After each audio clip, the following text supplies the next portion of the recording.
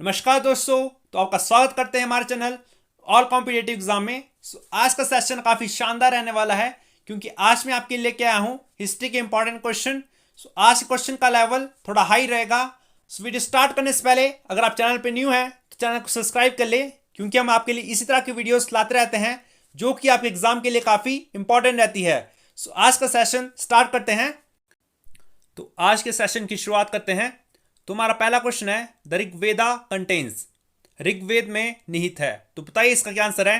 तो ऋग्वेद सबसे पुराना वेद है।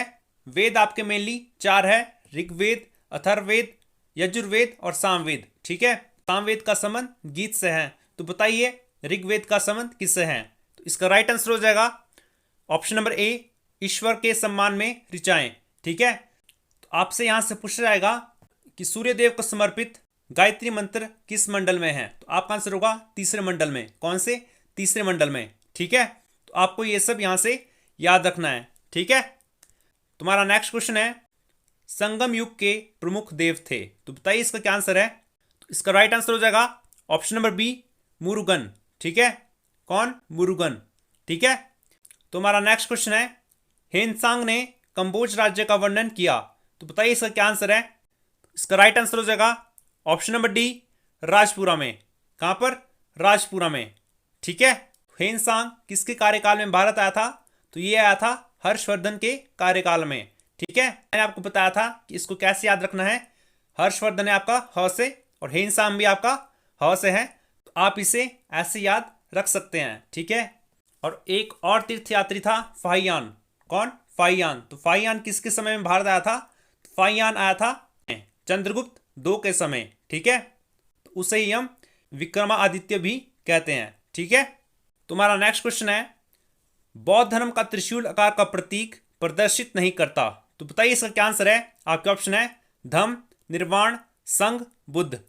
तो बताइए इसका क्या आंसर है, बताइए। तो बौद्ध के मेनली तीन रत्न हैं। कौन कौन से हैं? बुद्ध, धम्म और संघ। ठीक है, तो इसका आंसर हो जाएगा ऑप्शन नंबर बी, निर्वाण। क्या? निर्वाण। और निर्वाण क्या होता है। तो जब गौतम बुद्ध की मृत्यु हुई थी तो उसे ही बौद्ध धर्म में निर्वाण कहा गया है। ठीक है, तो यहाँ पे और भी कुछ टर्मिनोलॉजी है तो उससे भी हम डिस्कस कर लेते हैं। तो आपसे पूछा जाएगा धर्म चक्र परिवर्तन किसे कहा गया है। तो जब गौतम बुद्ध ने अपना प्रथम उपदेश दिया था तो उसे ही हम धर्म चक्र परिवर्तन कहते हैं। ठीक है, और महाभिनिष्क्रमण किसे कहते हैं। तो जब गौतम बुद्ध ने 29 वर्ष की आयु में घर का त्याग किया था तो उसे ही हम महाभिनिष्क्रमण कहते हैं। क्या कहते हैं? महाभिनिष्क्रमण। ठीक है, तुम्हारा नेक्स्ट क्वेश्चन है निम्न में से कौन सा एक मौर्य के काल में समुद्र पतन नहीं था। तो बताइए इसका क्या आंसर है।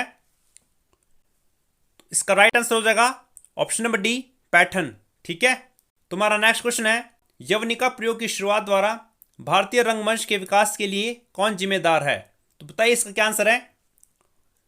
तो राइट आंसर होगा इसका ऑप्शन नंबर सी, ग्रीक। ठीक है, तुम्हारा नेक्स्ट क्वेश्चन है सांख्य दर्शन को प्रस्तुत किया गया था। तो बताइए सांख्य दर्शन को किसने प्रस्तुत किया था। आपके ऑप्शन है पतंजलि के द्वारा, कपिल के द्वारा, चरक के द्वारा, लोकायत के द्वारा। बताइए इसका क्या आंसर होगा। इसका राइट आंसर होगा ऑप्शन नंबर बी, कपिल के द्वारा। कौन? कपिल के द्वारा। ठीक है, तो कुछ और दर्शन में डिस्कस कर लेते हैं। तो आपसे पूछा जाएगा चार्वाक दर्शन, तो ये किसने दिया। ये दिया चार्वाक ने। ठीक है, और योग दर्शन किसने दिया। तो ये दिया पतंजलि ने। किसने? पतंजलि ने। और न्याय दर्शन किसने दिया। तो न्याय दर्शन दिया था गौतम ने। किसने? गौतम ने। ठीक है, तो बढ़ते हैं नेक्स्ट क्वेश्चन की ओर। हरिशेन लेखक है। इसका राइट आंसर हो जाएगा ऑप्शन नंबर ए, इलाहाबाद प्रशस्ति के। किसके? इलाहाबाद प्रशस्ति के। ठीक है, तुम्हारा नेक्स्ट क्वेश्चन है राष्ट्रकूट साम्राज्य के संस्थापक थे। तो बताइए इसका क्या आंसर है।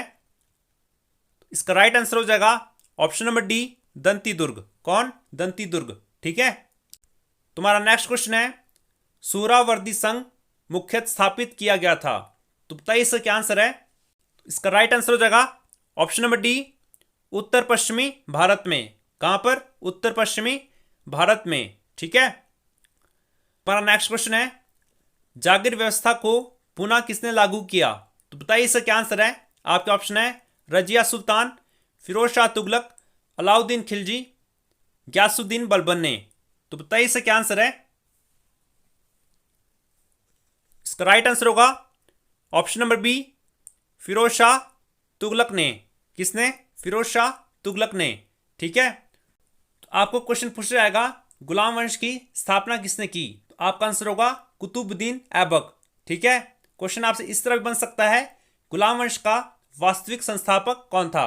तो आपका आंसर होगा इल्तुतमिश। ठीक है। और अढ़ाई दिन का झोंपड़ा किसने बनाया?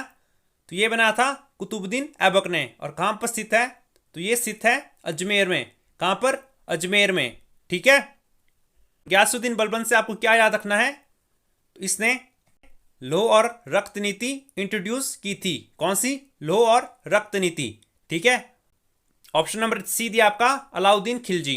तो आपसे पूछा जाएगा दिल्ली सल्तनत का सबसे इफेक्टिव सुल्तान कौन था? तो आपका आंसर होगा अलाउद्दीन खिलजी। ठीक है। तुम्हारा नेक्स्ट क्वेश्चन है 1539 में चौसा की लड़ाई में किसने हुमायूं को पराजित किया था? तो बताइए इसका क्या आंसर है। तो इसका राइट आंसर होगा ऑप्शन नंबर ए, शेरशाह ने। कब? शेरशाह ने। ठीक है। तो हुमायूं से आपको याद रखना है, आपसे पूछा जाएगा कि दिल्ली की गद्दी पर 2 बार कौन बैठा? तो आपका आंसर होगा हुमायूं। और ये कब कब बैठा था? तो पहली बार बैठा था ये 1530 में। कब?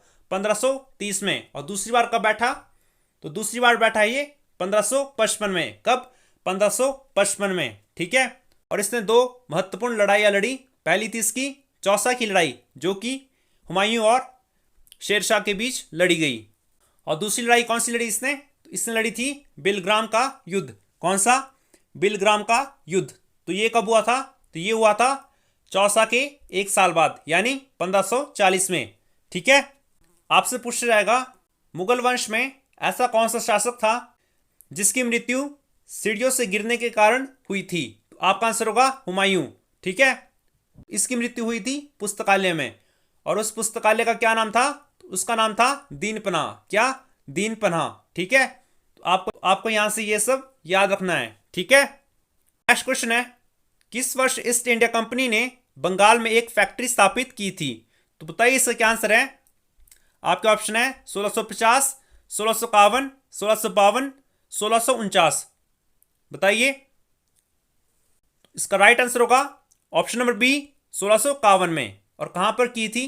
तो ये की थी सूरत में। सूरत कहां पर है? गुजरात में। ठीक है। तुम्हारा नेक्स्ट क्वेश्चन है कूका आंदोलन का संस्थापक कौन था? तो कूका आंदोलन कहां पर हुआ था? तो ये हुआ था पंजाब में।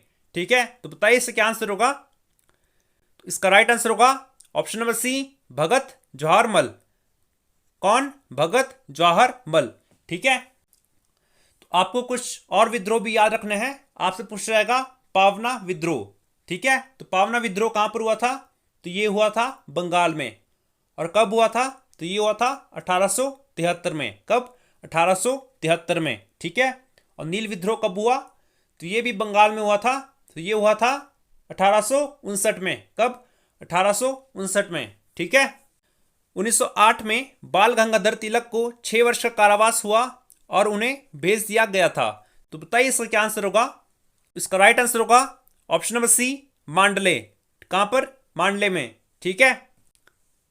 तो ये थे दोस्तों आज के मोस्ट इंपॉर्टेंट क्वेश्चन। वीडियो पसंद आई है तो वीडियो को लाइक, कमेंट एंड शेयर जरूर करें। तो आज के लिए दोस्तों इतना ही। जय हिंद, जय भारत।